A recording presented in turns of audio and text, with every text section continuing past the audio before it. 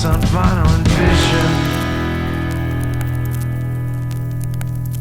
Hello folks, thanks for tuning in to the latest episode of Vinyl and Vision. Here we are with episode 106.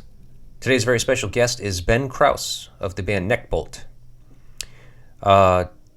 The day this is being released is September 22nd, and I'd like to wish NECKBOLT a happy release day of their follow-up album, their sophomore album, Dreamed Up.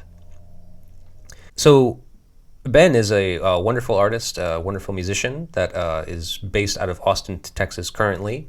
So, I just have to say that this was a difficult conversation. I've been dealt many a difficult conversation these past few episodes, and a few more coming up that might also prove to be a little difficult. So, yeah, this is a great talk about a great band with a great artist. The album of choice tonight was Don Caballero's American Dawn. So, for those of you who are not familiar with that album, I mean, it's a math rock masterpiece, according to most. Maybe a little bit emo-ish too. Definitely interesting music, and it's completely instrumental. Not only is it completely instrumental, but the titles of the songs on that album come out of essentially nowhere. So, as far as what I do here, for those of you who are, repeat guests of mine that kind of know what I talk about, know the format, very little to work off of here. So, but Ben was a great sport. We had a great time anyway, and a great conversation. Particularly close to the end is when the real heavy, hard-hitting questions came up, and I thought we actually did pretty well with it overall. So, as I was saying, NECKBOLT has a new album out today, Dreamed Up. You can listen to it everywhere and anywhere you can find it. At the end of our conversation, unfortunately, I had kind of brought up to Ben that I noticed that they had these hand-painted limited edition covers that they were selling of their vinyl pre-order. And as he says in our interview, if anyone is interested in buying one of those, they should probably do that quickly because it looks like they will sell out. And unfortunately, this is being released on the release date, and those did sell out, in fact. But there are still other vinyl available, still colored variants that are available, as well as the black vinyl. So we encourage you to follow the links in the show notes to find those and buy them. By all means, please support them. It helps them out. And if you would like to know in ways in which you can support us here at Vinyl and Vision, you can visit psychicstatic.net. That is my website where we sell online records. So we have a online record store there, in addition to the releases that we have from the Hammer Party and other merchandise that's there, be it the Hammer Party or Vinyl and Vision or Psychic Static merch. They're there. So by all means, please, if you care to help us out in a financial way, that's the way to do it. Otherwise, please do all the things you do with the internet. Like, share, subscribe, comment, rate, review. Those are also actually incredibly helpful and cost you nothing. So we encourage you to please do that as well. Thank you very much, folks. Enjoy. Hello, Ben Krause. What's going on? How are you? I'm good. It's very warm in Austin, Texas. So we're at the tail end of the summer, and we're trying to hang in there. Oh, okay. Yeah. I was down there, what month is it? August? I was down there in October last year. Okay. And was it still warm? It was still pretty warm. Yeah, very nice. Unseasonably up here, up northeast as well. So I didn't really know what to expect necessarily, but it turned out to be very, very nice at that time. Are you in Rhode Island? I am. Okay. This is the extent of my knowledge. So okay, that's cool. Have you ever been up here? I have never been to Rhode Island. But how about the Northeast in general, New England? Yeah. Yep. On tour with the band or just traveling? Actually, mostly in college years to visit college friends, because everyone fled to New England to go to school. Yeah. Wow. So That's a Boston, popular. Boston. Yeah, popular destination for the Texas people that are trying to get out. I am actually a Colorado person. Oh, yeah. And in Texas for, because we wanted to get out of Colorado for wife's work practically, but Austin is a great music city, so Right. it's been nice, but Yeah. Colorado is the home for sure. Oh, okay. So how long have you been in Texas? I've been in Texas for 4.5 years. So it was about a year before COVID. We came and said, "This is great. We love it here." And then we're locked inside, which is fine too. No complaints. But so we're kind of actually part of us is just starting to explore now. Right. Oh, okay. Right. Oh, yeah, because it was so closed, and so therefore you kind of really couldn't do much going out, experimenting, exploring. Yes. I would argue maybe not closed enough in Texas, but closed nonetheless. Yeah. Yeah. Yeah. Okay. Yeah. And so you moved there, you said because of your wife specifically? Yeah, because she got a publishing job here. That was something that we couldn't do or she couldn't do in Colorado. So it's a lot more creative, professional fields in Austin versus Colorado. Yeah. Yeah. Oh, okay. Yeah. So you didn't really have much say in that. You were just like, well, yeah, Austin's cool. Let's go. Oh, no, I actually worked remotely for a company that's headquartered in Austin. So the move for me was comically easy. They said, okay, yeah, you can start coming in instead of not coming in. Right. So, oh, that's cool. That worked out pretty well. Yeah. Yeah. It was a very, very easy transition. Yeah, it sounds like it. That's it's very serendipitous that it worked out that way. Yeah. Yep. Cool. And how do you like it overall? I think that there are times I forget that it's in Texas, and those times are good. Yeah. But we're in Texas, so it's a political hellscape, but there's plenty to do, and the music community is large, right? Which is good. Yeah, so and awesome at that. Yeah, I mean, it really is like an awesome music community. No matter what you're doing, if you're playing freak music like we play, or if you're playing, country standards, it's pretty wide spanning. Yeah, oh, that's cool. So let me ask you a little bit about your youth. Okay, so did you born and raised in Colorado? Born in the Twin Cities, but moved super young. So that's where Christmas and summers were spent. We're in the Twin Cities, and I have a lot of like dad grew up seeing the Replacements and Husker Du, and so I have a lot of that kind of. It is still home in that kind of way, but I moved when I was like 4 years old to Colorado. Yeah, yeah. So Colorado's definitely raised in Colorado. Yeah. Oh, okay. And so, what you just mentioned your dad going out to see Replacements and stuff. So, what was music like in the house? Pretty cool. He kind of like kept it. I think he partied hard, like the Replacements sang about, in Minneapolis and the Twin Cities.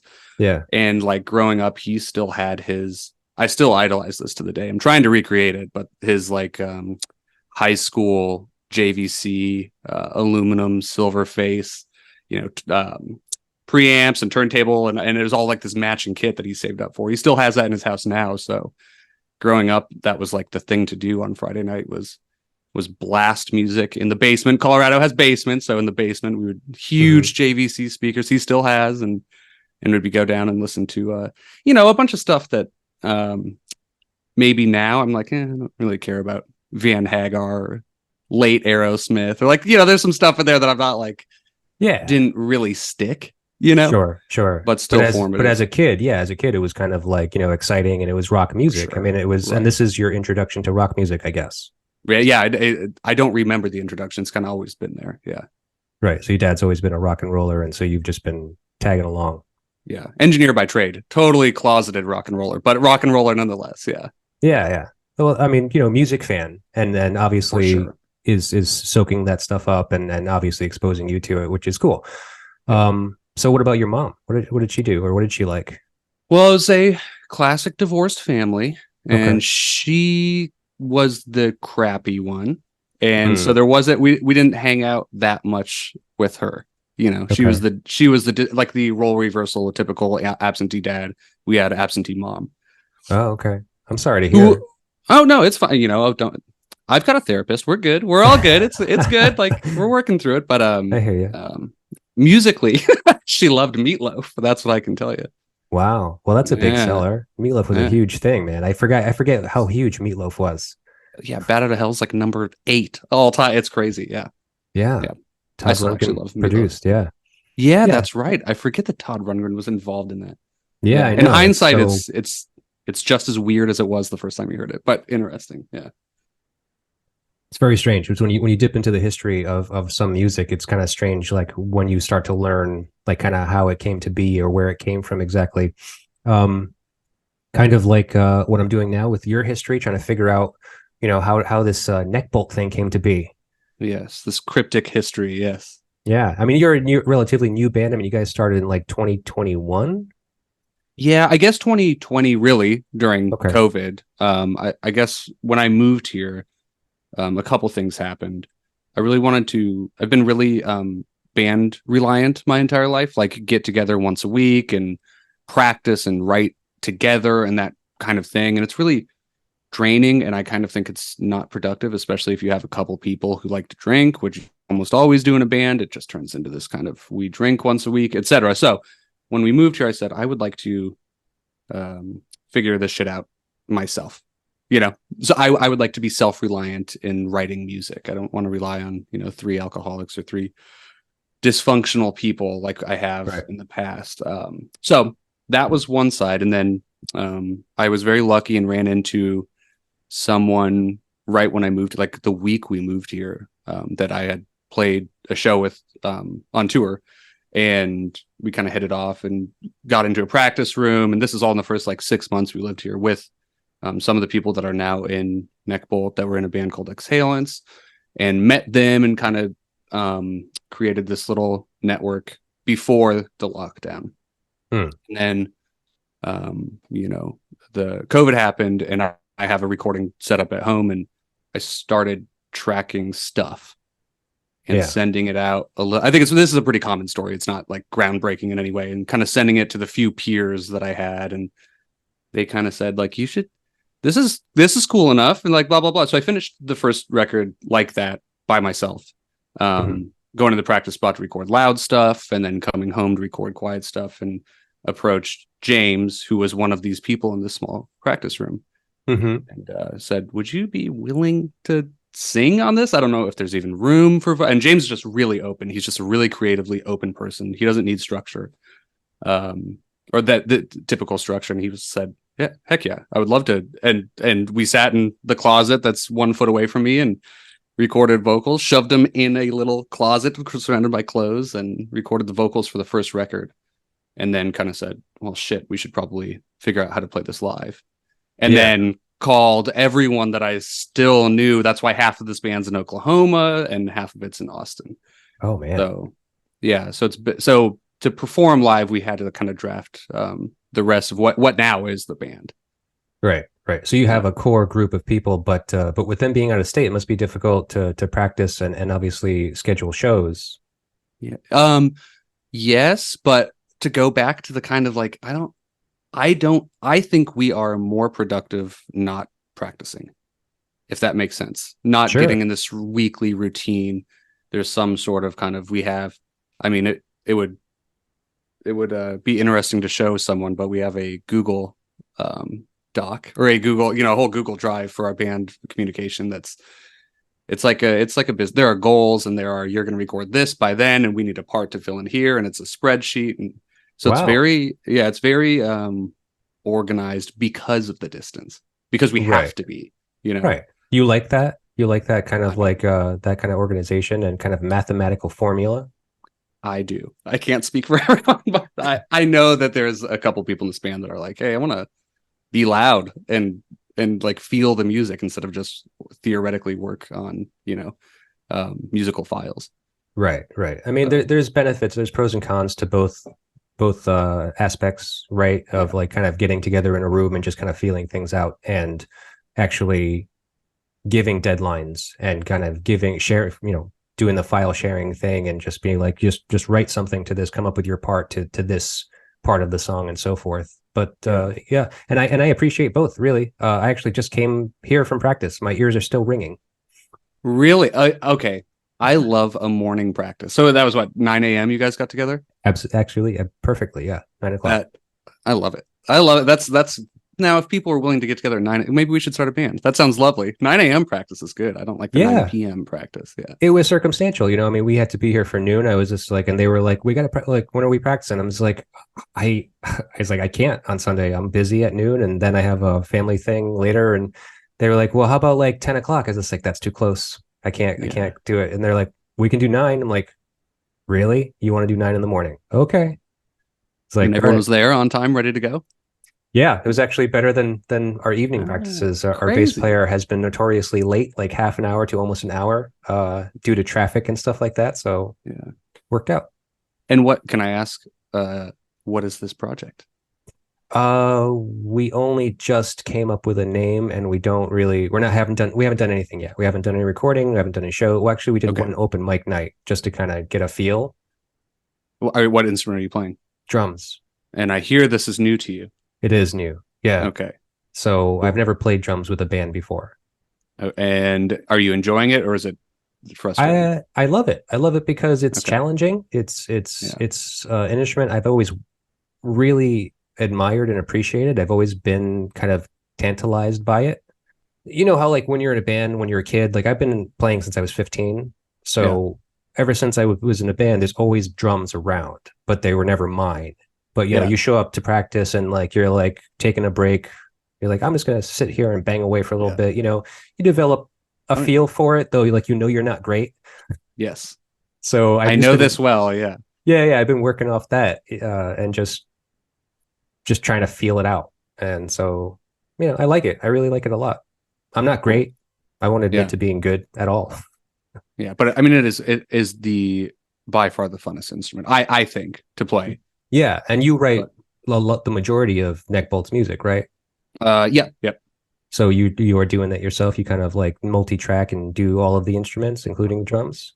I did for the first record. And then this new record that, we're actively promoting, Dream Dump, is actually like total collaboration. We had some kind of programmed or like phone call, like, boom, boom, boom, boom, boom. We want like within a band, there's like this like vernacular that everyone has. Like we want a Motown beat, which is just like da da da da da da da, snare on one, and then the drummer Brent, who we've been friends for 15 years, says like, oh, I got it, and sends something back the next day that is exactly that. That's so great. Now it's a lot more collaborative, but the first one was me absolutely fumbling through drums. And if you saw the audio files, you'd say, yeah, you're not a drummer. But you're pretty good at cutting and pasting and scooting and covering up. You do what you have to do. The technology is a great thing for that reason. I hate recording alone. I hate it. Probably for that reason. Just like I know I'm not good at this and I'm trying to do it. And then I'm just like, it's very unsatisfying, I feel. Oh, I see. I like recording alone because I think I get nervous if anyone's around. No, that I like, but just like kind of listening back and you're just like, I didn't do that right because that's not my thing. I don't know how to do that well, especially for drums, Yeah. I was just like, a lot of those first times I was trying to record, I was, I'm still learning. So I was just like, I fell off time. I didn't do a feel good, like whatever it was just very unsatisfying that I was just like, I can't do it. Like, I just can't do that. And I don't like programmed drums. You're right. Like, I have a drum machine and I hate the thing. Really? Oh, okay. I totally understand that. I think there are classy or tasteful ways to use drum machines, and then the rest are miserable. Yeah. I have a thing for organic sound. I'm all about recording organic, natural instruments. I don't like electronic instruments for the most part. Yeah. I mean, I would use them. Like, I mean, especially now, realizing that, there's a certain kind of capacity that you can use those for, and like it can be good for a certain thing.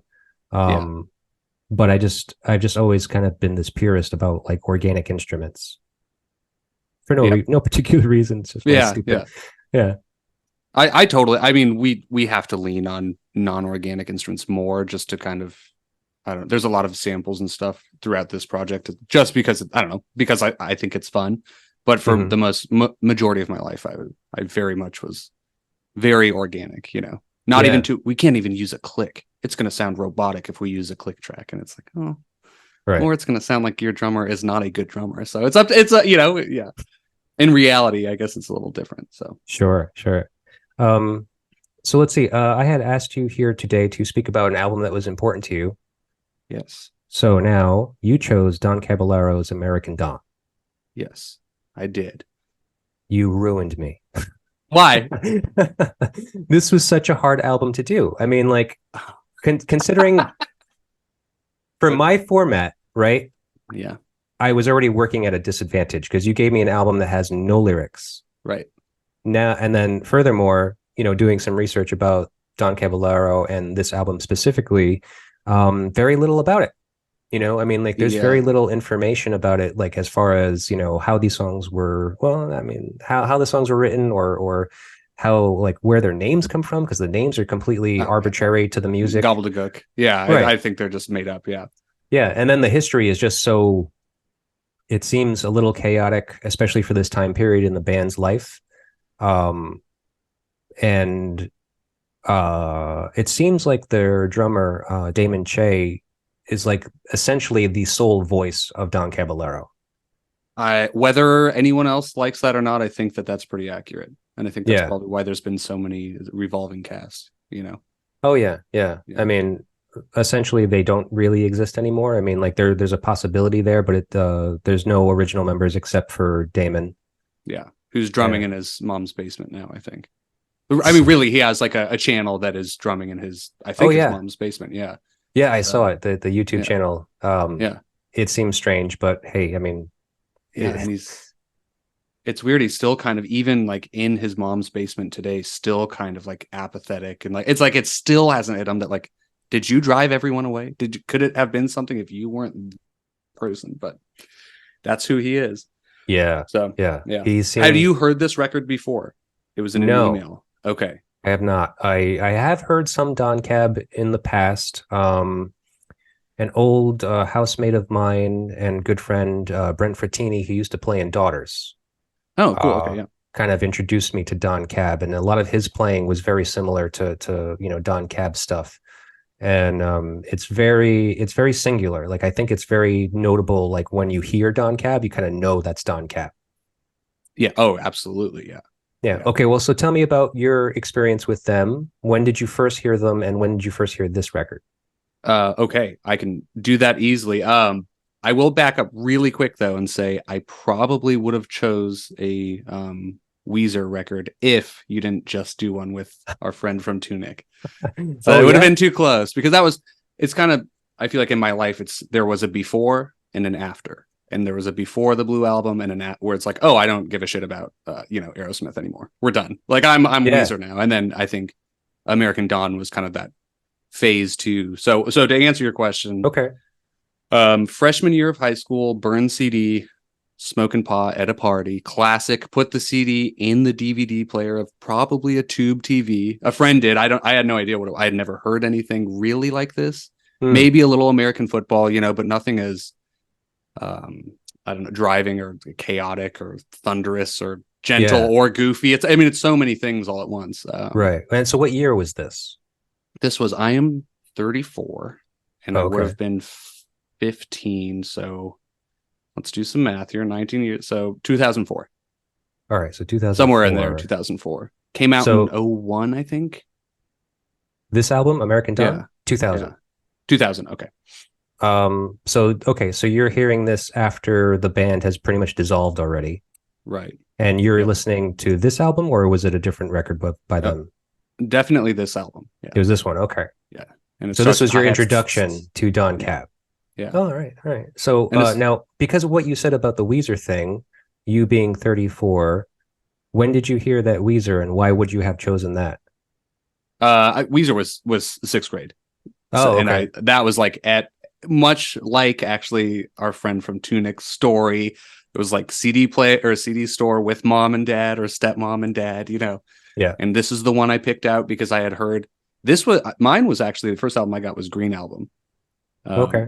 Which I know is like an infamous record, but I will stand by that record to this day. I love that record. It suits the time because of your age. That would make sense that that's the one you would buy, because that's probably the one that was being promoted at the time. Yeah, right. Yeah, exactly. So I think Hash Pipe was the single which is like hilarious as a 6th grade kid.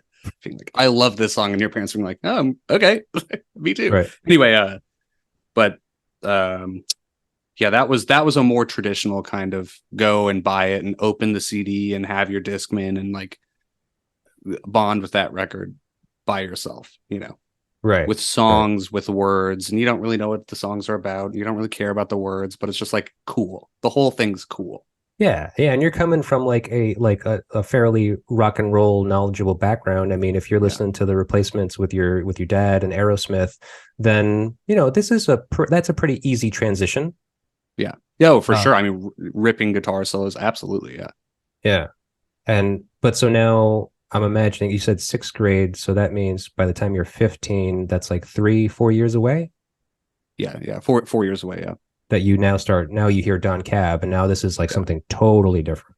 Yes. And I think in that 4 years, I also started playing guitar because that's got the Weezer bug of like, oh, I want to do this. Yeah. And so you learn bar chords, stuff like that. Exactly. Spent those 4 years learning other people's stuff. And then I think the Don Cab thing is like, that's maybe the first record I heard where it's like, I'm never going to learn how to play this. I don't actually give a shit about learning how to play this, but this gives me confidence that I can play this. Yeah. It's so out. They're not like Weezer is delivered. It's hand packaged and it's kind of delivered, and here's the song. And I guess until finding weird music, and I don't want to say math rock because it's not really, I never really got into like the twinkly math rock stuff that so many people did with Don Cab. Mm-hmm. Just more of like the kind of fragmented single note stuff. I think it was the first time I heard guitar music that I was like, oh, this is what I want to do. Yeah, and it's like I mean, if you don't want to consider it math rock, which I mean, doing research about this band and this album, I mean, that's essentially that's what they are, right? Like a math rock band. But I mean, I lean like I kind of like put it in the same category as emo as well. Yeah. Right. And I think that maybe that's the closer connection to Weezer is that like, oh, it's just like this like really kind of introverted, like emotional type of music that resonates, but isn't just straight chords, straight power chords, and has like that kind of like a light airiness to it. Yeah. But then the drums are just so massive and such a like powerful presence that it kind of it's not that flowery emo stuff. Right. And that's why like I have and not a hard time, but like I think if you say the word math rock, people go straight to just a lot more kind of gentle, more I don't know the exact word I'm looking for, but less thunderous and abrasive. This is like I mean it's major, it's mostly major music, right? It's mostly major chords or when there are chords. It's not dark, but it's certainly abrasive.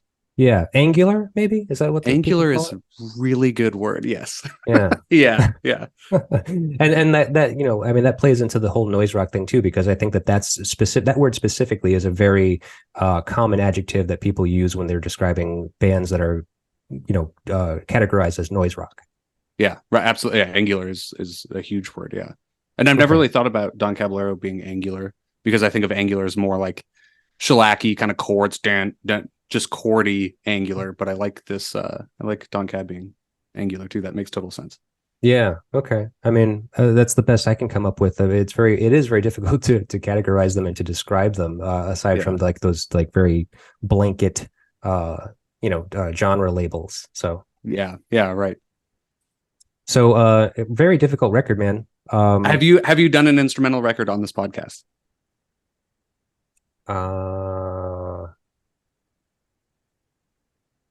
I don't think so. Have you? No, I don't think so. Have you talked to anyone that's not the singer of their band? I guess Mike Watt isn't the singer of all of his bands. Yeah, not really. But no, actually, I speak to a lot of band members. Yeah. I can't think of necessarily one right this moment, but yeah, right. But yeah. Sorry, I'm not a quiz. Obviously, I'm just No, it happens all the time. But it's also it depends, because I mean you are clearly like a major figure in your band NECKBOLT. Right. Yeah. So I mean, it doesn't matter if you're not the lead singer per se. Sure, yes. But and then no matter what, I mean, this is all just about kind of talking about music anyway, and kind of finding influences and inspiration and stuff like Yeah. that. So it can be anybody, and trust me, I'm reaching out to drummers every now and then too, just because I love them. Right. Yeah. Right. What the hell makes? Yeah. Yeah. That makes total sense. Yeah, yeah. So now, because of the album that you chose, and kind of the weirdness of it, the lack of information that I could find, research wise, and the lack of kind of things to analyze about it, aside from the music itself, Yeah. this may be just throwing shit at a fan and seeing what sticks. Just Oh, perfect. just try to have Chef's fun with kiss. this, not Yeah. necessarily dig too deep. So Okay. we'll see what happens with it. Where can I start with this? Let me see. I have a quote here from Justin Vellucci from musictap.com, I believe it was. It was a online publication.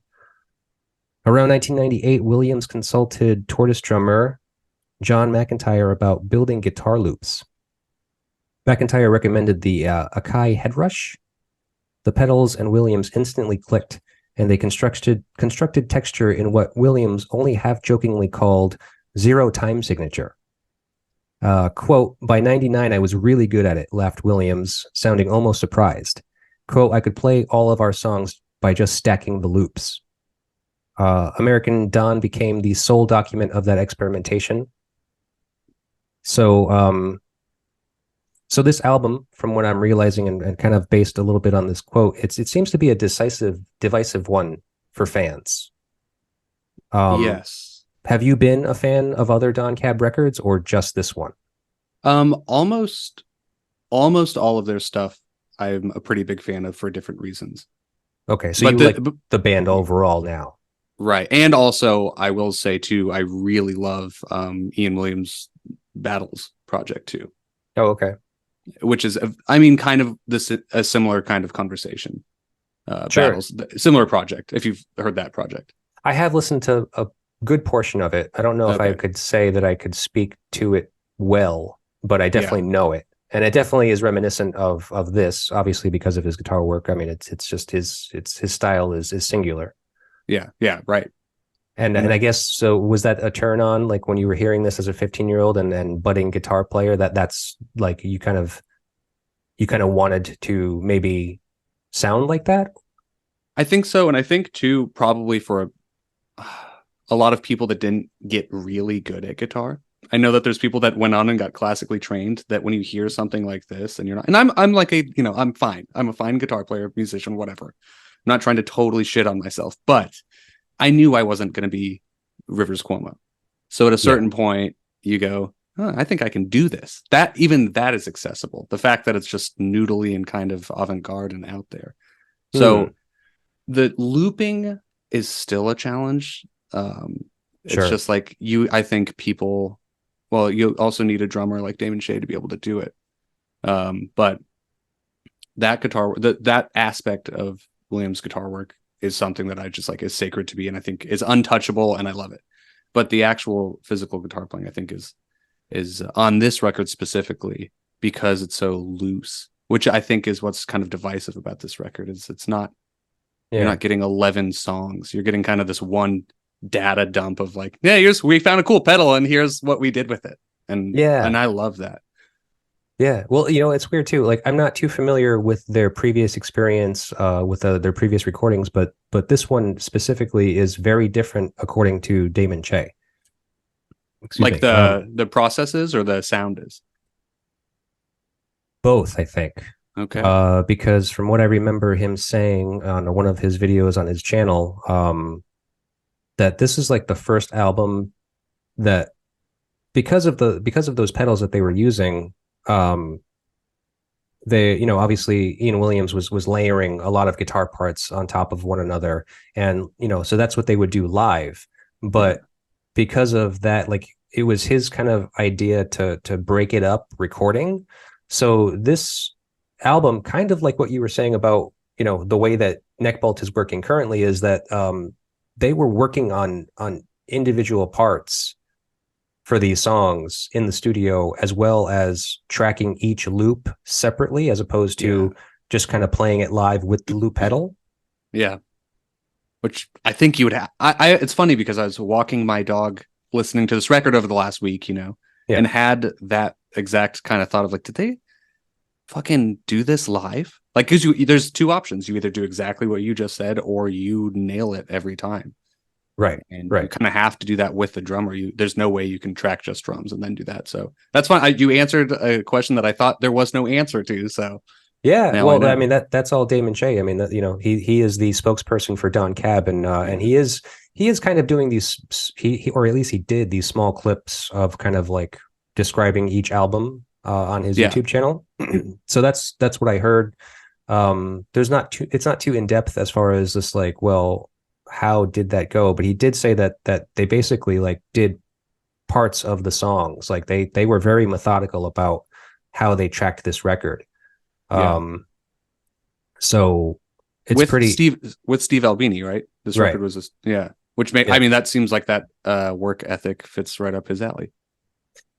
I don't know. I mean, it sounds pretty painstaking, because I mean, like, if you're, especially like this music is like, I can only imagine that with all the weird time signature changes and all that stuff, like in between, like in the songs, like there's very distinct parts in these songs, but at the same time, trying to get those to sync up. Like if you're recording them separately, like if you are saying essentially like, let's take the intro to Fire Back, and now let's just get that down.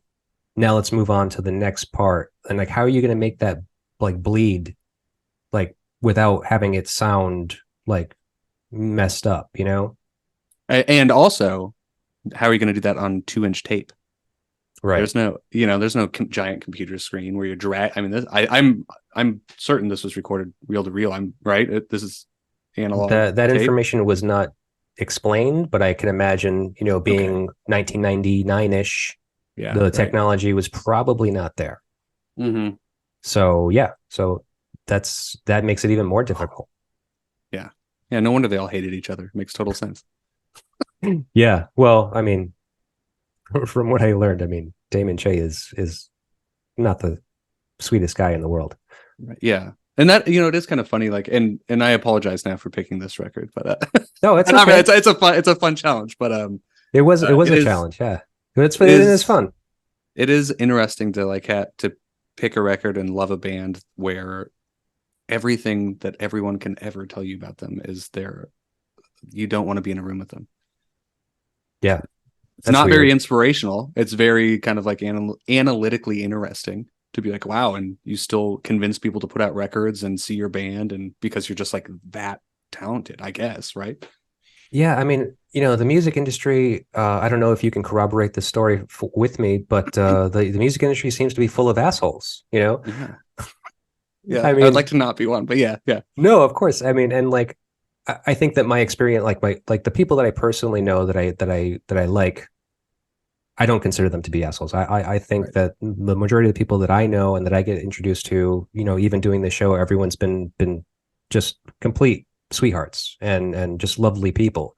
But there are definitely assholes in the industry.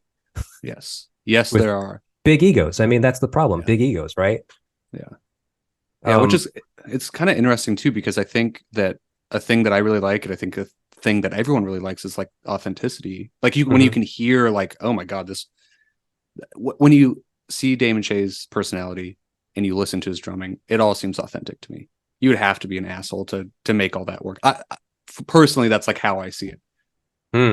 Yeah, I don't know. Yeah, I don't know. Yeah. Or maybe like those things are just so intertwined now that I can't get it away. Yeah. He's just such an amazing, fascinating drummer that you can't help but to just appreciate what he does, regardless of whether or not he's like someone you can stand. Right. Yeah. It's a different level of separating the art from the artist that I feel a little more safe in doing. Yeah. Yeah. Yeah. I mean, he's not a monster. He's just kind of an asshole. Right. I hope that's on his tombstone. Maybe it might end up there. We don't know. Yeah. So let's see. What else can I mention to you here about this record? I might just have some facts for you. All right. So I'm ready for facts. I I'm ready for facts. Well, there's not too many of them. I'm So ready for the 3 facts. Yeah. so I mean, normally what I do in my format is like we're going to go ahead and get into the album, but considering the fact that there is very little to work off of this record, especially in regards to lyrical messaging, let's just agree to have fun with that. Okay. Yeah. Oh, I'm all for it. Yeah. All And right. and to be completely honest, I've listened to a few of these episodes, and it's like, oh, there's a lot of like that's the conversation. Mm-hmm. I just do not, and I know there's some people like this, do not listen to lyrics. Yeah, Love a lot of bands that have lyrics, of course. and I just do not listen to them. Like, yeah, even the Weezer thing. I mean, Constantine's. I love that Canadian band. Have you heard that band? I don't think so. It's there. I don't know, some weird sub pop kind of Springsteen thing. Love Okay. them, and I was thinking of that as a record and read some lyrics, and I was like, wow, I've listened to this 10,000 times, and I had no idea that any of this stuff was said. So, Yeah. there's some maybe strategy in choosing an instrumental band that I apologize for now. No, no, no. Don't worry about it. Okay. It's totally Okay. fine. I Yeah. mean, it's interesting to get into this record and to get into this band. I mean, I can't say that I've ever been a fan, but I did know them. Um, Considering my appreciation for drums, I kind of Yeah. needed to listen to this anyway, and so I can thank you Right. for that. Yeah. But as far as just like, going down this record track by track, kind of very little to work off of aside from the titles of these songs. Right. I totally agree with that. And also I will say, when I had this record growing up, I ended up acquiring that burnt CD that we put in the DVD player and listened to on a tube. I like begged my friend who was like this guy was like a gateway drug. He showed me a lot of good music. Mhm. Joey Hidalgo, but I had to beg him for the CD. So the first 10 years I spent with this record was a burnt CDR, 120 okay. minutes that just said American Dawn. And Oh, I think I'm not kidding. It probably took me a year to figure out that the band name was Don Caballero. Just because, I mean, the internet kind of, but like, it's kind of hard to track this. There's a mythos around this record and this band and stuff, but sure. they're kind of hard to actually find any information about. And as a kid who didn't have a computer and the internet was just a different thing then, it was Yeah. kind of lived out there. I Yeah, it wasn't wasn't involved in the as Chicago music scene. I don't know, or Pennsylvania, wherever, they were playing mostly, but yeah, yeah. I guess at this time they were kind of considered a Chicago band, but I originally think from so. Pittsburgh. Yeah. Yeah. Very strange. So if we're going to go through track by track, I just immediately already have to skip the first three. Okay. Fire Back About Your New Baby's Sex. Yeah. Right. Super strange title. Don't even want to touch it because I'm just like, what does this mean? Yeah. I will say, I'm looking at the track listing now. What a painful track listing. Again, I had a burn CD, so I didn't even know any of these tracks until probably I was 25 years old. And I bet you didn't necessarily know, aside from like looking at the display of the CD player, like when these tracks kind of began and ended. Right. Which I would say is a testament to the record. That is a super, I mean, to this day, I think everything I do musically is influenced by exactly that.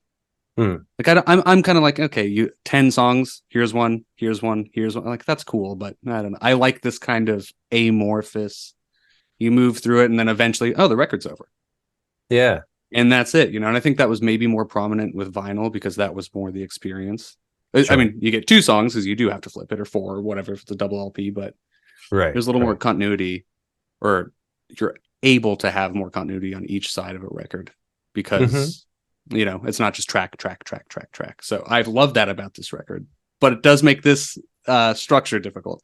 It sure does. The next song was the Peter Chris Jazz. I was like, okay, this is just funny. I mean, these guys do have a sense of humor, which is kind of nice. I guess the name Don Caballero actually came from a character from SCTV. Yeah, that's right. The Don. Yes. Yeah, and I think actually, I can't speak to it because I'm not totally familiar, and it didn't really kind of come up in my research. But even some of the song names, maybe not necessarily from this album, but in the past have kind of been referenced from something like that, like SCTV. Yeah. So yeah, I that makes total sense. I mean, these guys were, They have to be in their mid-50s now, I would imagine, right? I Or think early so. 50s, maybe. Yeah, so Yeah. that would make sense. That's when SCTV was going on. Yeah, yeah, and they didn't have much to choose from as adolescents because Yeah, you had like 3 channels or something. yeah, exactly. Uh, I will say stupid names, but I am to this day obsessed with how the record starts with just hi-hats. it Abrasive, big sounding, gross hi-hats, and that's it. Right. And you know Yeah. what's funny? So I'm watching a lot of the videos from the Don Cab YouTube page, right? And so he has made videos of him reproducing the drums to Don Cab tracks. Yeah. In his mom's nasty basement. Yeah. Wood paneling. Yeah. Yeah, it's Yeah. so gross looking. There's like a water spot like right above him.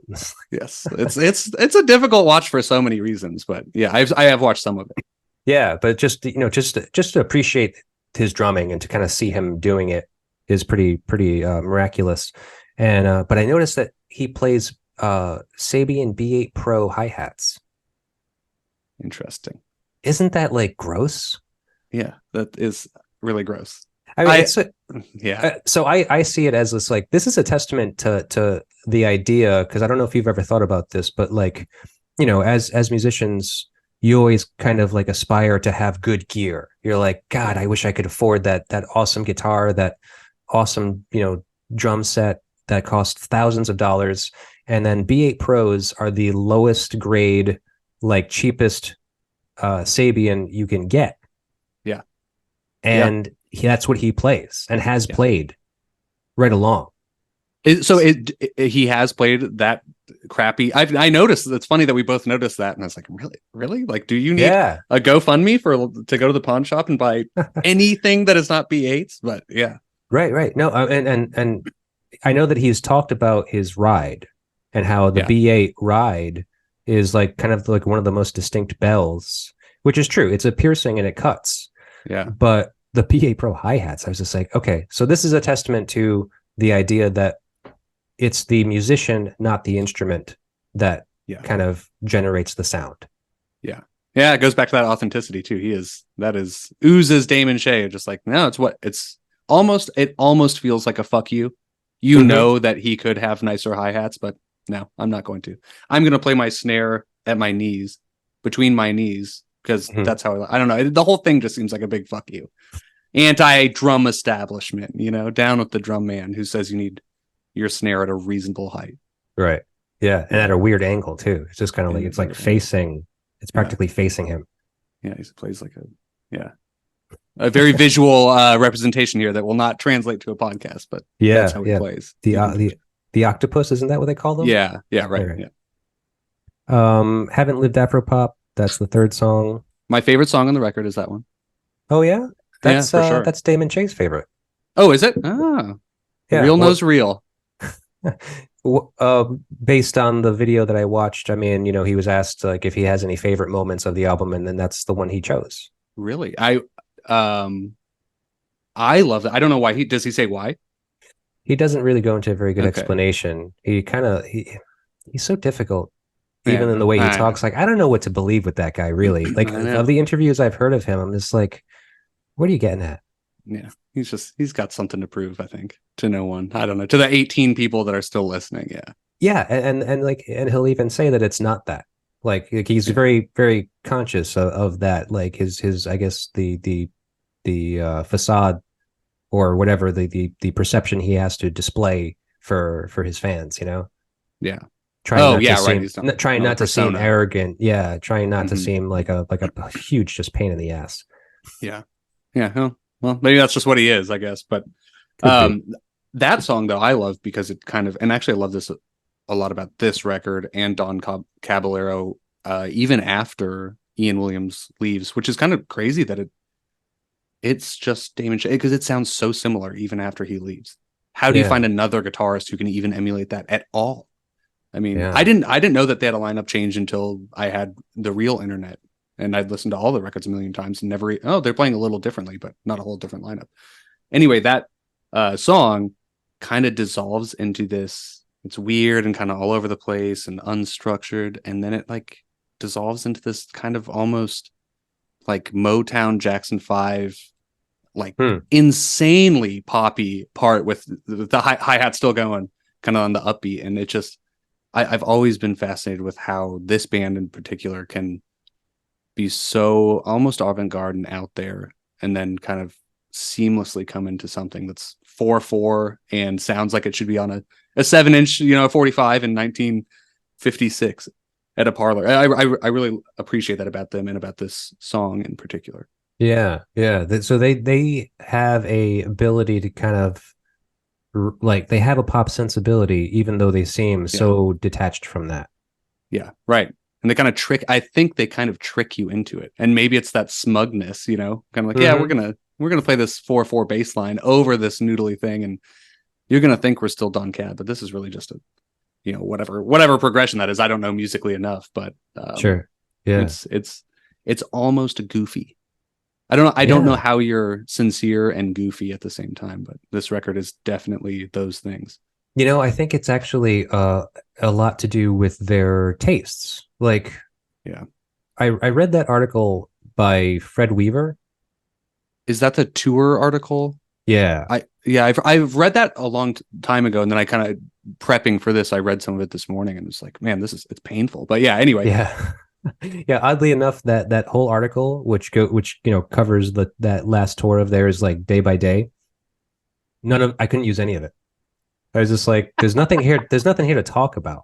Like yeah, right. it's just a painful, like, and it's just so long. I can't believe I actually got through the whole thing, but Oh, you did get through the whole thing. I That's did. impressive. Oh, my apologies. That's impressive. I had to scour to see, hey, what can I talk about here that's relevant. But one of the things being is that Damon Che, let's just talk about him specifically. I'm sure the other guys in the band, Eric M and Ian Williams at the time, like all musicians, we have these huge backgrounds of music that influence what we end up doing, right? Yeah. Kind of like Yeah. what we're talking about today. He would probably be a great person to pick at his brain to find out what were those influences that helped kind of create these songs, because there's one like there's one section in that article specifically where Fred Weaver ran into a friend that he ended up like borrowing like this 3-disc disco CD set. And Okay. I can't recall the name of the song now, but there was one song that Damon Che really liked, and he actually kind of put it on a tape, but just one song out of the 3 discs. Yeah. And he would just like play it like incessantly. Okay. That tracks. Yeah. Yeah. So he's just like obsessing about this disco song. Yeah. I I should, like I like that a lot. I had not heard that part, but that like totally makes sense. right. And there's a lot, and the part that I'm talking about in this song is actually kind of that. It's kind of this disco, this thing Sure. that's very like outside of their realm of music. It's them playing, so it sounds like Don Caballero, but it does sound like Damon Che said, I'm forcibly going to put this disco song, I'm going to glean what I can from this song and put it in there. Some Yeah. other disco song, but something. Right. Yeah. But just a little portion of it too. It's like, because Mhm. that's the beauty of, like, I think what is one of the kind of like admirable and drawing aspects of this music is that there are so many different like kind of little bits of music that they kind of all mash together to make one song. Yeah. Yeah. Yeah. Totally. One long Okay. song. Right. Yeah. Yeah. This album in particular, I mean, I guess the songs are very, very long, and I guess kind of discussing their entire catalog, this is probably this album that has the longest songs. Yeah, definitely. I think after Ian Williams left, they definitely got more into 3.5 minute, A B C kind of Sure. traditional songwriting songs. Yeah. Okay. Which I also appreciate. I mean, I really appreciate both sides of what they do, I guess. The two sides. Yeah, yeah. Well, I mean, you're clearly a fan, and I have to dig. I have to dig into it and just kind of like explore more of the albums. I've been meaning to, but I just haven't had enough time to really sit down with them. So I will do that in the not too distant future. Speaking of shorter songs, the next one, "You Drink a Lot of Coffee for a Teenager," is a short one. It is. It's probably the shortest one on this album. And how long is that song? 2 minutes and 41 seconds. Yeah, that's like the pop song on the record. Yeah, Yeah, the single. Yeah, I mean it's also interesting when you don't have singles. You know, you don't really need a 2.5 minute song. yeah. I mean, who knows why that ended up that way, and who knows why it's named what it's named. But what was your teen life like? You told me a little bit about your teen life. Oh, it was pretty. It's like both sides, like exactly what you would think is like a someone in the middle of Colorado, and then also like very traumatic and interesting, like everyone else who you think is just living a normal life. So it was. So we're in Colorado Springs, started playing guitar, got pretty into guitar actually. And this is again divorced parents, but we don't have to get too deep into that if we don't want to. And I actually ended up like starting a band in the 6th grade. Shouldn't have, had no right to start a band. Played come on. an original song. There is a video of this somewhere. Someone has it. 6th grade talent show. And then the band was called Grace's Warehouse. You guys can so it's copyrighted. No one can steal it now. Right. We had one song, and then played. I don't know. I've been thinking about this recently, but like I would just go and like ask teachers or administrators and be like, "Hey, is there a band playing the yearbook signing?" And they would be like, "That's not a thing that happens. What do you? Is there a band?" No. And I said, "Well, I'm in a band. Can we play it?" And I think they're just like so much like, what the fuck are you talking about, child? Right. And the answer was yes. So we ended up doing like playing at the pizza place down the street and just like playing shows of some original songs and some like half-assed Weezer covers. And Yeah. I'm trying to think of what else we even covered. When you were in the 6th grade, you were doing this? 6th, 7th, in middle school. Yeah. So it started in 6th grade though. Yeah. Wow. That's and again, great. this is like a borrowed Squire Strat through a PA system. Sure. Like there is, again, I'm not trying to be humble when I say like I had no right doing it. Like it really was. It was probably Great learning experience. Great learning experience. Yeah. Yeah. I mean, And now that, that carries now into your current musical career. Oh no, because like then anxiety happens. Then you have like some sort of crippling, like I can't promote myself. I can't promote this. I'll make it, but I can't promote it. And, yeah. And Really? So yeah, very much so. I think everyone in this project is kind of has difficulty promoting themselves, which is maybe why we're all in a project together. So yeah, little group encouragement. No one's out there sticking up. Well, I mean, we do. We also don't play that many shows like we used to. Because it's distant, but after middle school, I got into high school, started a band with my brother, kind of the same thing. We played a couple shows in freshman year. We played like the big venue in Colorado Springs called 32 Blue my freshman year, because I called the headliner's band from my parents' landline to, I would imagine, his landline, and just said, "Can we play your show?" And he was kind of like, I was 14, like really, like, okay. And it said yes, which is kind of weird in retrospect. Yeah. He didn't know who you were. No, not at all. But at this time we had recorded in our like little high school, had like a little studio. They taught a class. Sure. So we recorded a demo that was online. Okay. So you could send him the demo, and he actually listened to it. Was just like, yeah, sure, I'll give you the show. Yep. It was really weird, really interesting time. So that was and then my brother went off to college, and so I started playing. This is kind of when got more into Don Caballero and kind of like, music that still resonates. It all does, but is more relevant to me still. And ended up touring a bit in high school with those bands and playing like probably, 20, 30, 40 shows a year.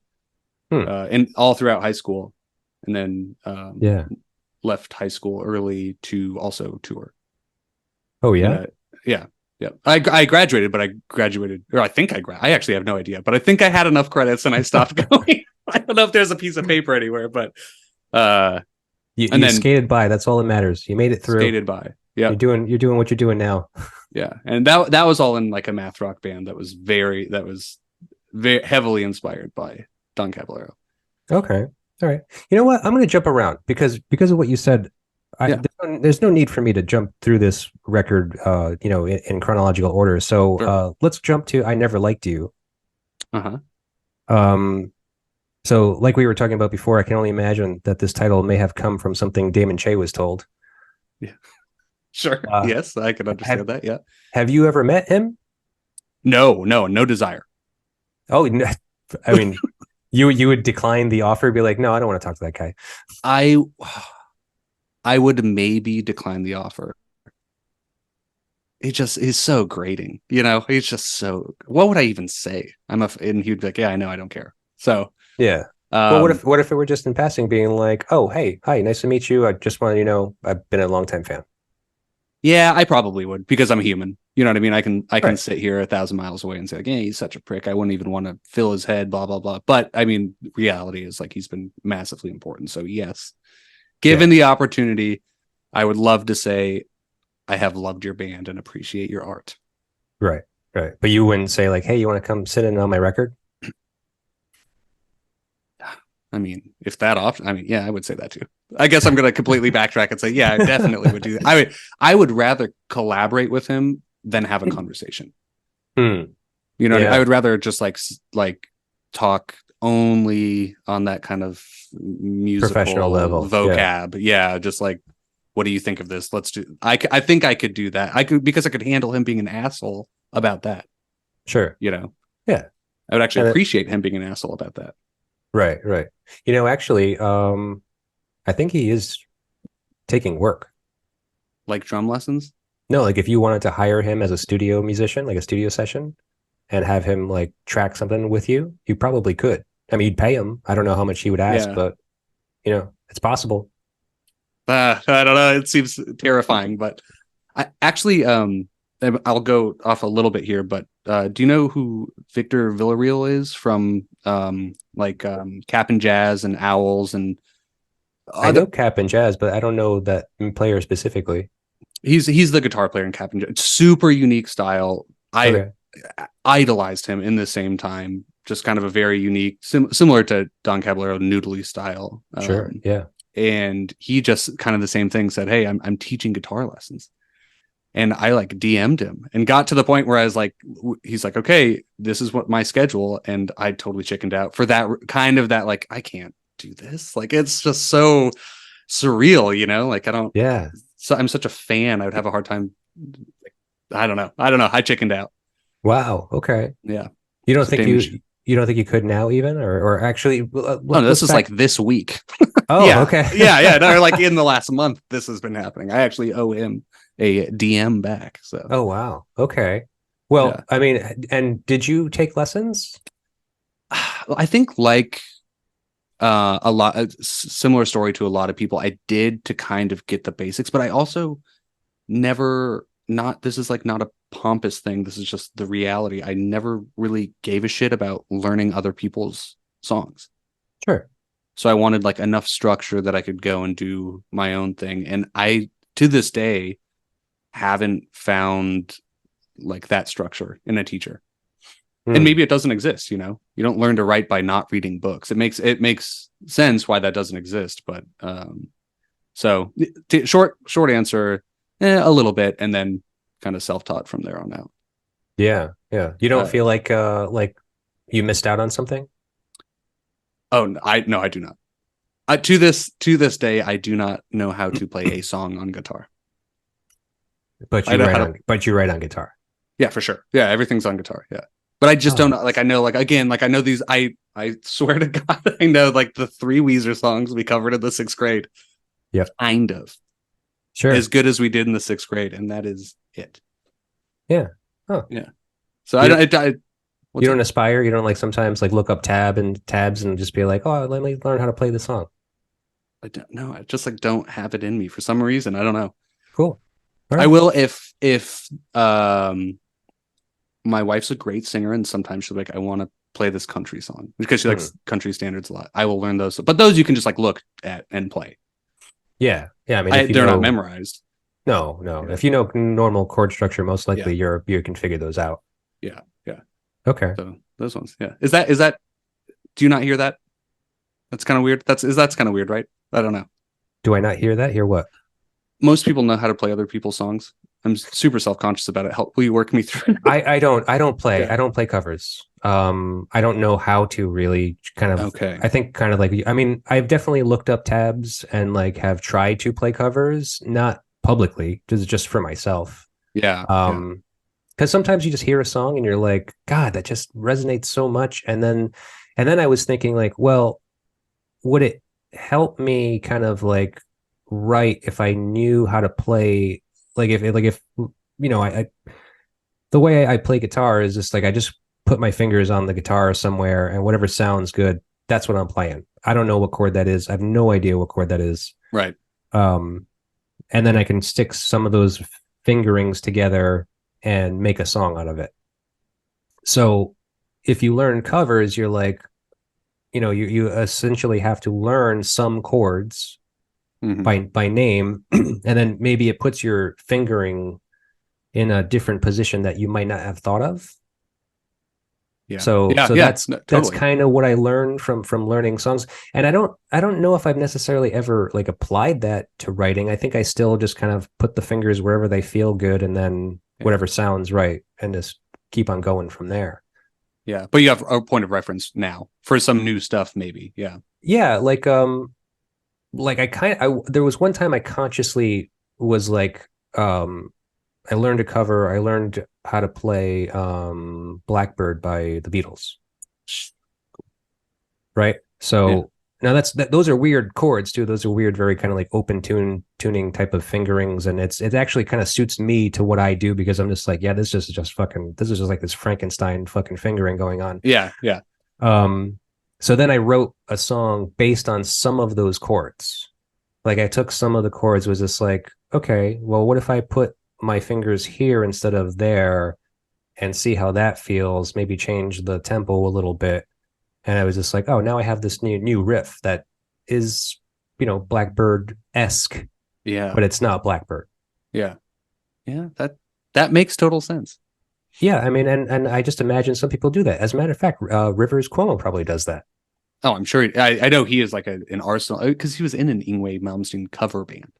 Right, So, like, yeah, I'm sure like an Arsenal, yeah, knowledge. right. But I Yeah. think I can't remember. It was one of those. It could have been when I was talking to Dave doing the research that I think I came across something where he says that he does that. Like he writes songs based on like the chord structures of other pop songs. But then I think he just changes them. He just kind of morphs them a Yeah. little bit and is just like, okay, now I have a new song. Yeah, for sure. And I know that I do the same like subconsciously or consciously do the same thing Right.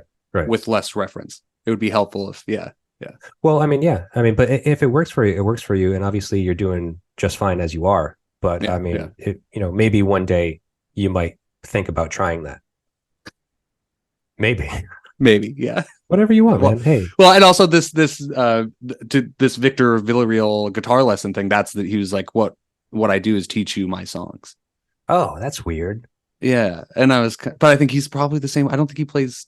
He's like a really, really unique guitar player, and that's maybe all he knows how to play. So, Right.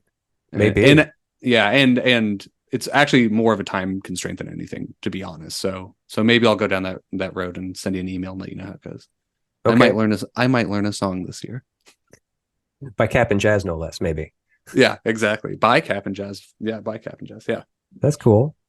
Um, so let's see, going back a slot, let's go to Ones All Over the Place. It probably wasn't planned, but it seems a fitting title to describe NECKBOLT.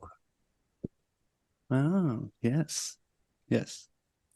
We're all over the place. You are. Yeah. I mean, you think that that's fitting? Yeah, I think so. Oh, What sorry, go ahead. what do you think is like of the band now? It's a 5-piece, correct? Now, right? It's actually so we recorded this record as a 5-piece and we just had so much shit on it that we actually just expanded to 6 people Oh, okay. to cover some of there's a lot of auxiliary percussion and samples and stuff like that on this record that when we played it live for South by, we kind of took it out for the first time. and we were like, this we like it. It sounds good, but it sounds a little different, as a Mhm. band versus the record. So we definitely have filled in that hole. So it's a 6-piece now. Okay. And Yeah. so what do you think, like spanning all the members of the band? I mean, what do you think the backgrounds are?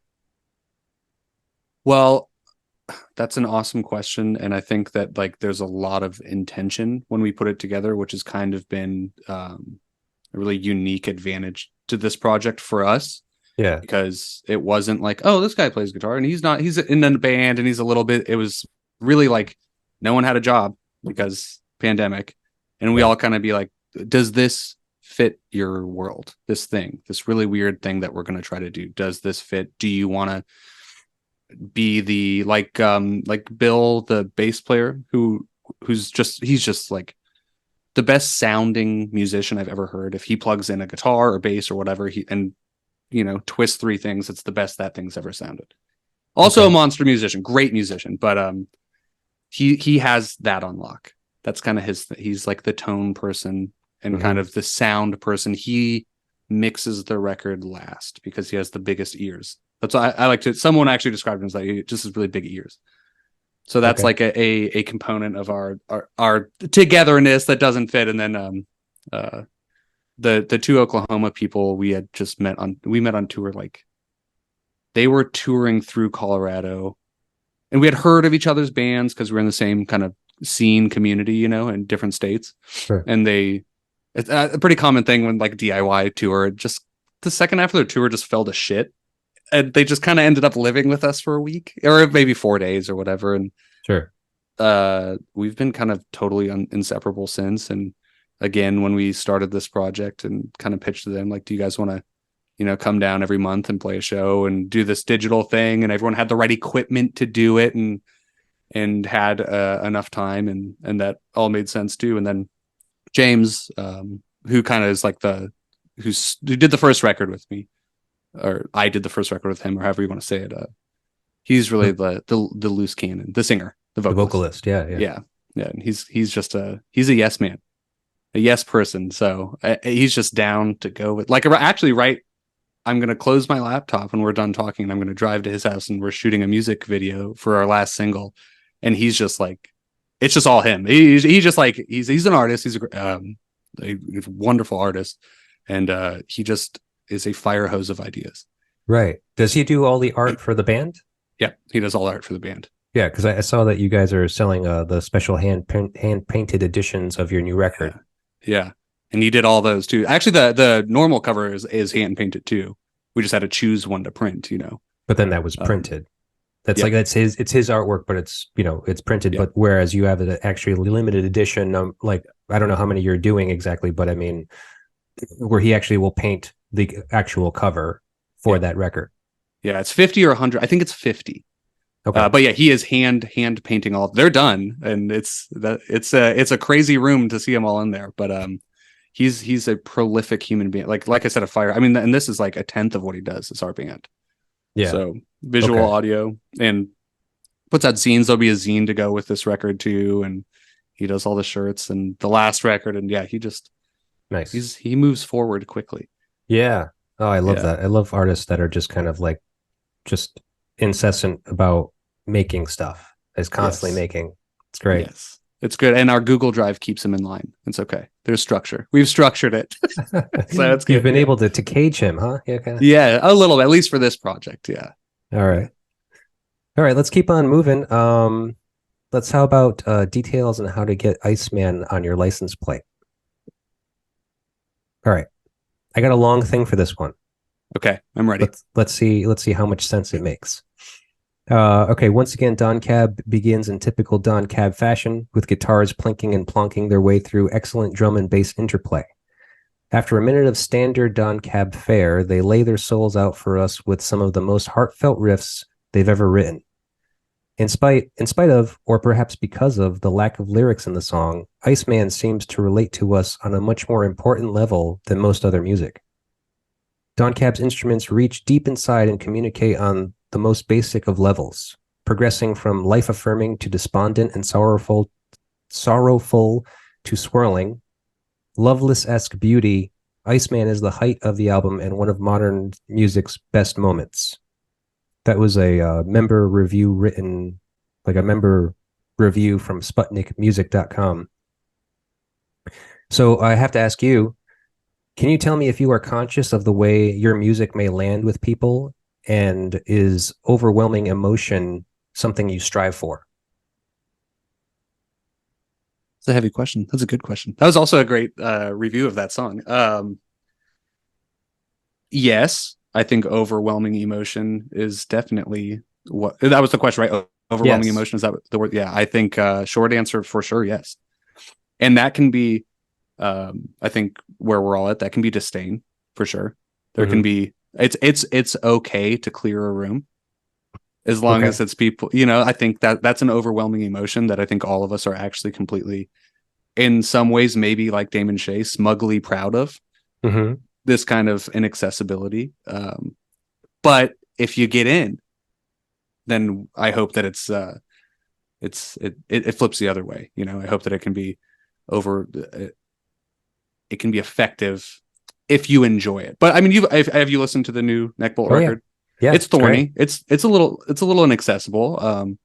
But I think I'm a noise rock fan, so I mean, I think okay. it can make sense in my brain. Yeah. And I see a lot of like kind of the I see a little bit of the poppy aspect. Yeah. Like the songs certainly have hooks. They certainly have structure. It's psychedelic garage rock, right? So I mean, like, there is a little bit of prickliness to it, but I like prickliness, Yeah, right. I Me like too. music Yeah. that'll make me think. Yeah.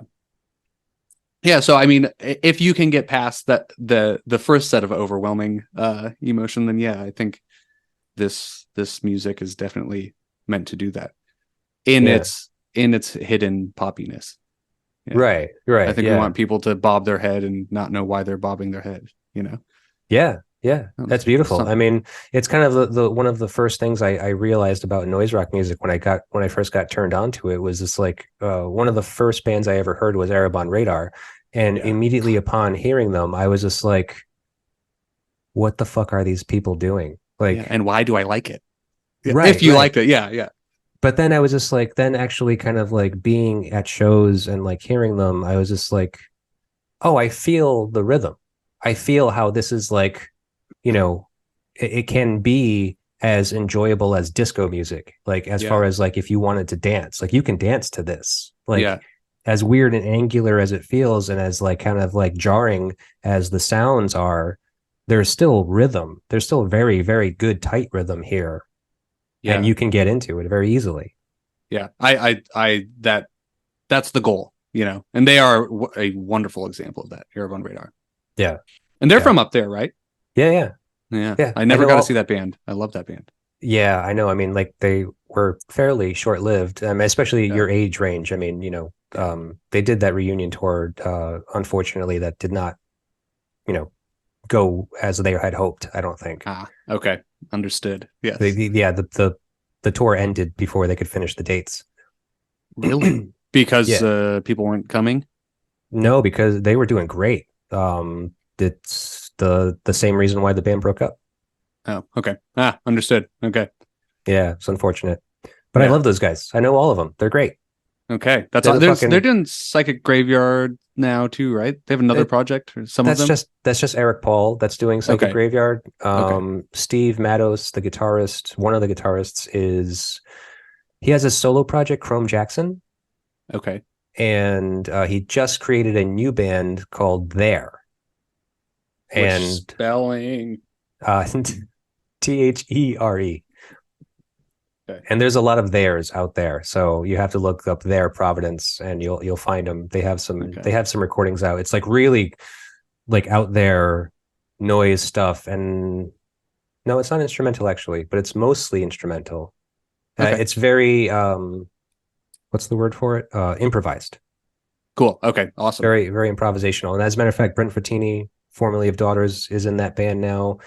Pat Crump, the drummer that was with Steve for Athletic Automaton when Arab on Radar broke up, was their duo. He's on drums. And Josh Kemp, who was he has a great band. He used to have this great band called Mahi Mahi, but maybe most notable, he was the replacement bassist for Chinese Stars. Oh, cool. Yeah. So it's kind of That's like a awesome. super group here in the city. They're amazing. Okay. Well, it's on my notes. Okay, yeah, look them up. Let's see. We should probably keep on moving with this thing. A lot of people tell me I have a fake British accent. We were talking about your music and kind of like the emotional aspect of it, and kind of like what you how you feel like it lands with people. What do you think people tell you the most about NECKBOLT? That's a really good question. We hear a lot. This is like a thing that I understand we hear, but we hear a lot the word psychedelic thrown around. Hmm. And I think it's mostly none of really, I don't, that's like the genre. I guess what I should say is that's the genre of music that none of us are really invested in. I like Really? some psychedelic music, yeah, Okay. but I'm mostly listen to like noisier stuff.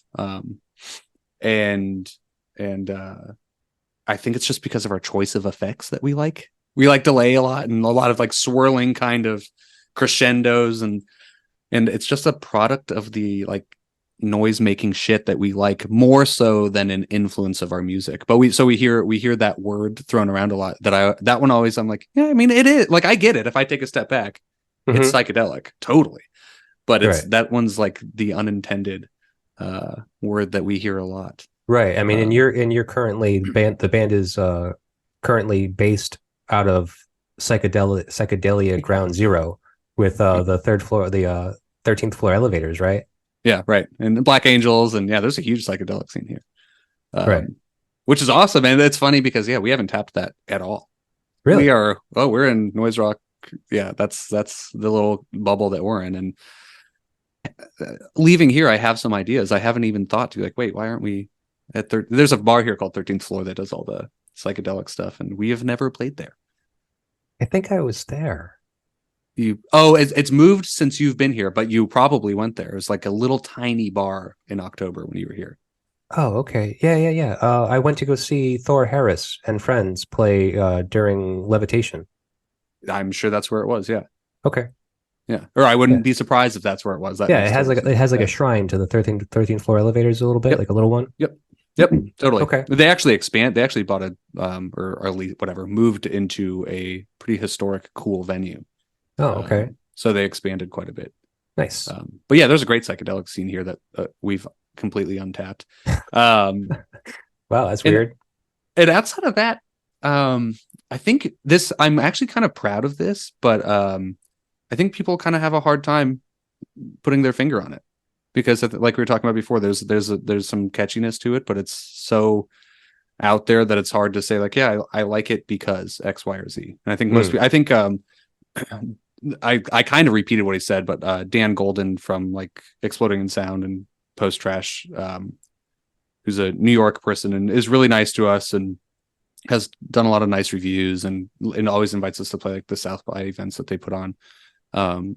He after the last South by said, "Man, I like your band because I bob my head and I don't know why." And I'm like, "Yeah, fuck yeah." That's that one felt good. And then we were playing in Oklahoma a couple weeks ago, and someone came up to Bill, our bass player, and said that we sounded like Captain Beefheart and Primus, Mm. which Wow. for him was just like earth shattering. He made it. That's all he's ever wanted to hear in his whole fucking life is That's so he's in a specific. band that's tricked someone into liking Primus, and yeah, so he loves Oh, Primus. But yeah. yeah, so it's really all over the place, which I really appreciate because Right.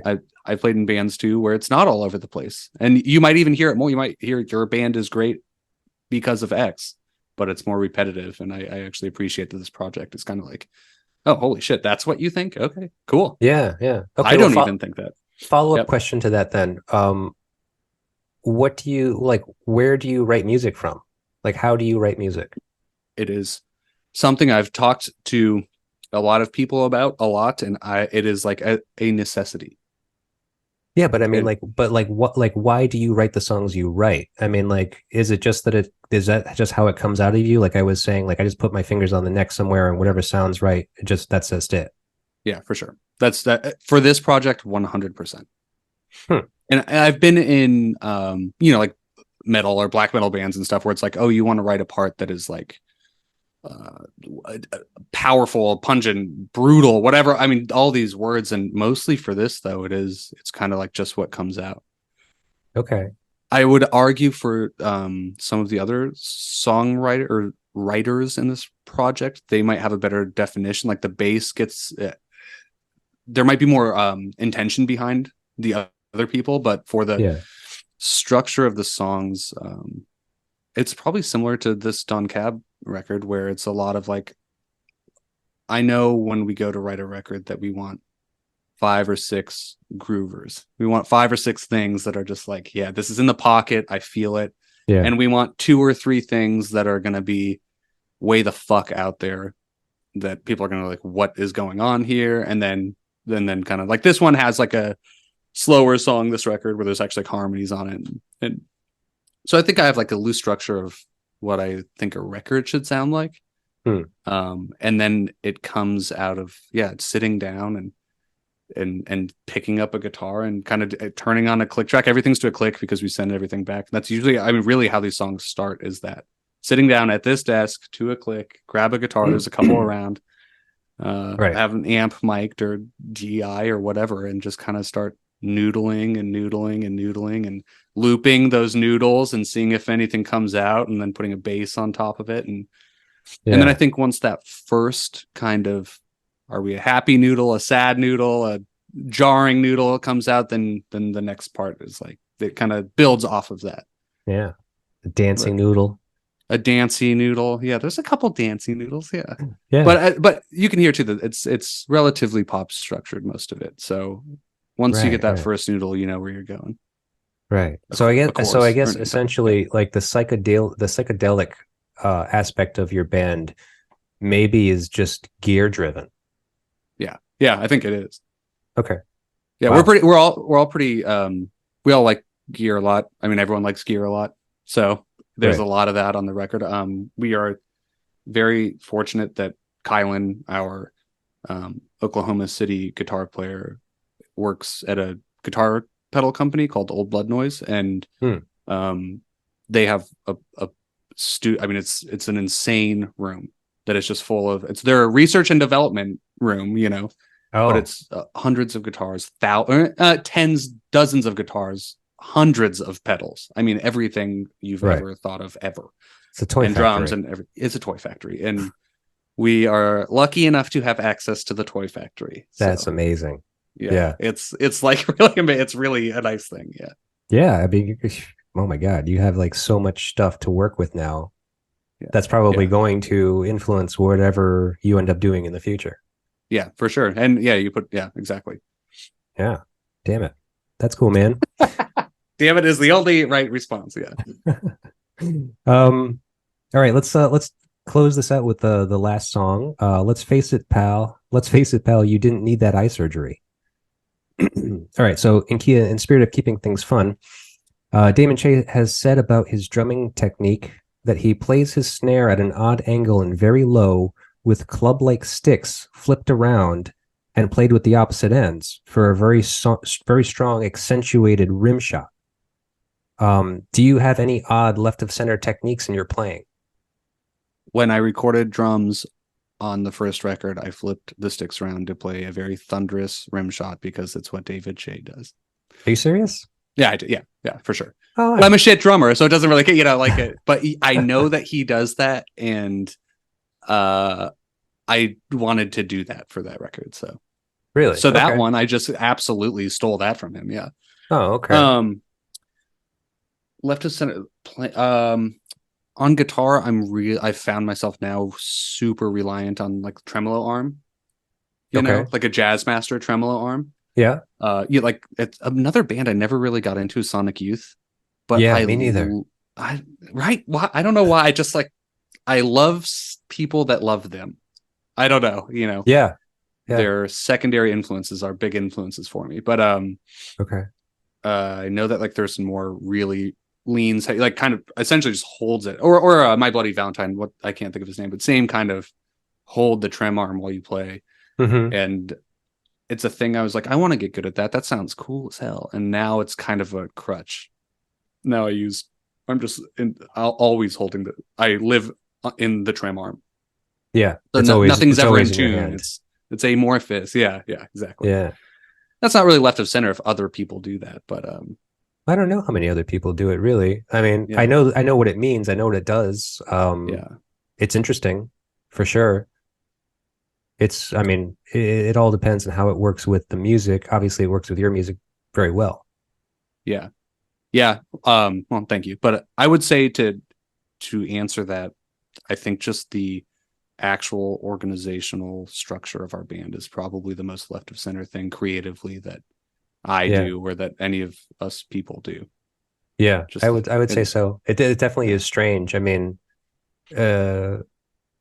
maybe because of living in today's living with today's technology, maybe it's more likely that some bands will do that. They don't feel the need to necessarily be in the same room. And you hear about a lot of projects now where there's a lot of file sharing going on, and so everyone kind of has like their own ability to take their time and kind of create whatever they want to create over something.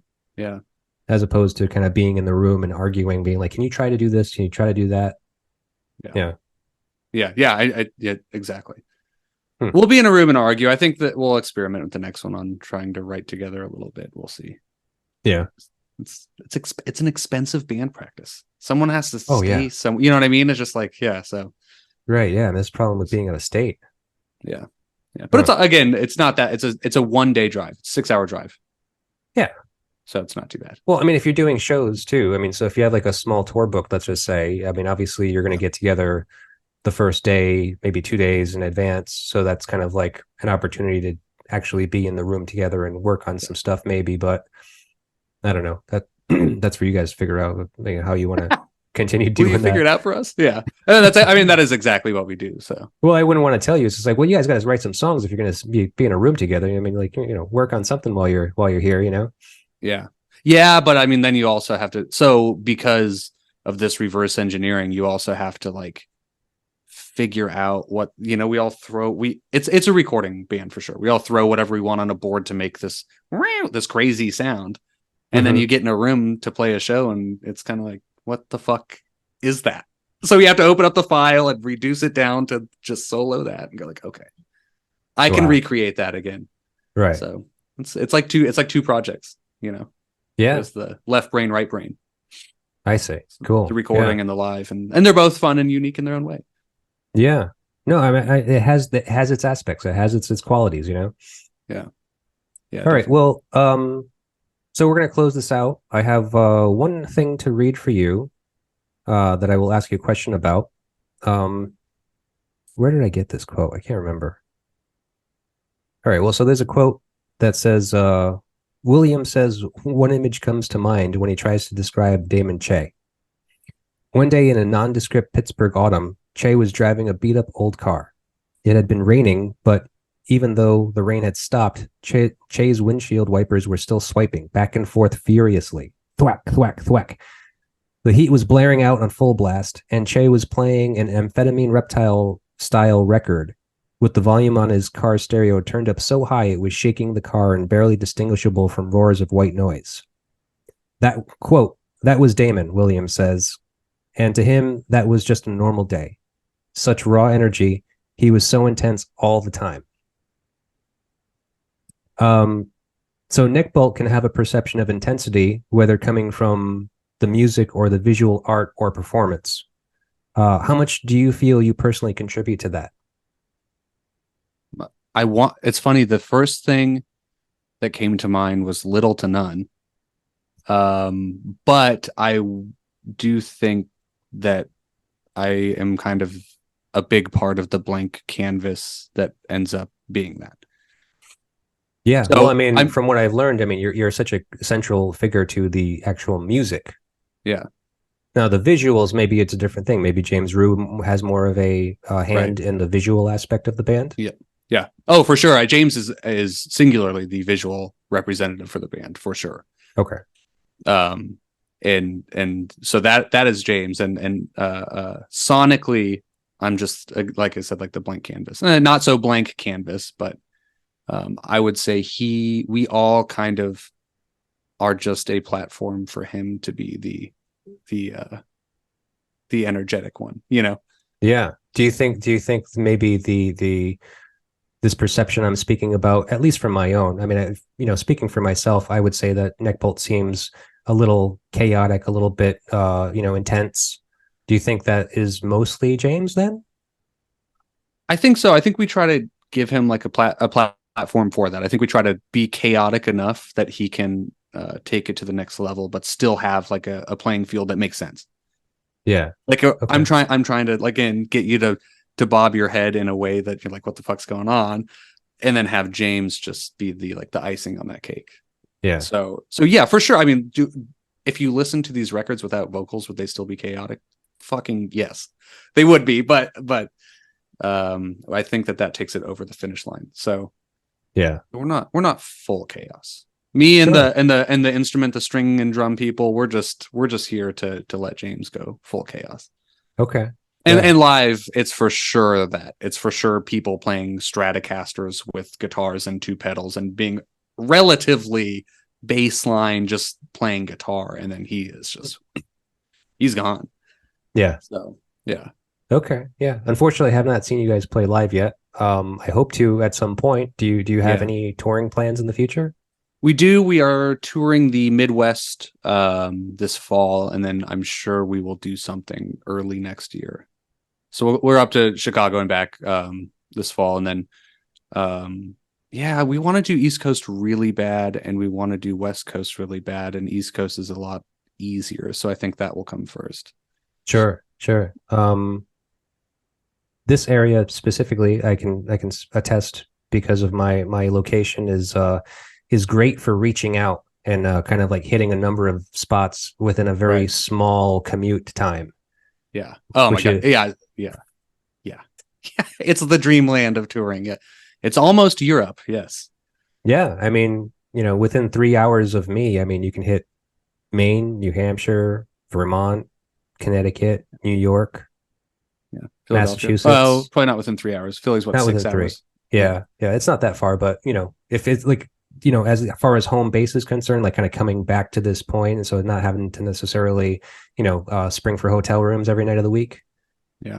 So we can live on your couch and shoot out every This upcoming tour is like 2 weeks, and the average drive is 6 hours.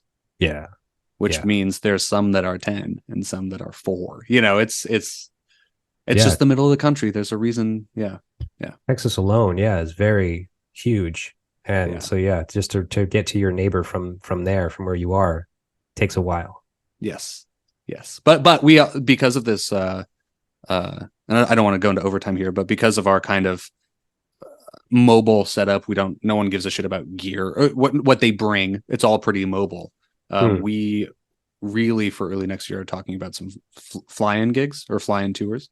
Sure. Because it's just so much fly into New York and go do 2 weeks that way rather than leave Texas. So it'll happen. Okay, that sounds great, man. I really look forward to it. By all means, keep me in the loop. Congratulations on the new record. It's awesome. Thank you. Is there anything else that anyone needs to know about NECKBOLT and the new record as of right now? Not anything that's not all over the internet. Dream Dump comes out September 22nd on Born Yesterday Records out of Chicago. Great record label. Everything on that record label is awesome. New Landowner is awesome. I love it. Stuck. I love that record label very much. We're very happy to be working with them. And we, like James was saying, have some amount of hand created records left. They're going to sell out those. So if you want one of those, I would buy them before the record comes out. Okay. And our Instagram is neckbolt.xyz. Our website is neckbolt.xyz. And everything is there because it's the internet. Right. Perfect. Cool. All right. Ben, it was such nice talking with you. Very nice to meet you. Thank you. I appreciate it, James, and it's very nice talking to you, and hopefully we'll be in touch. I hope so.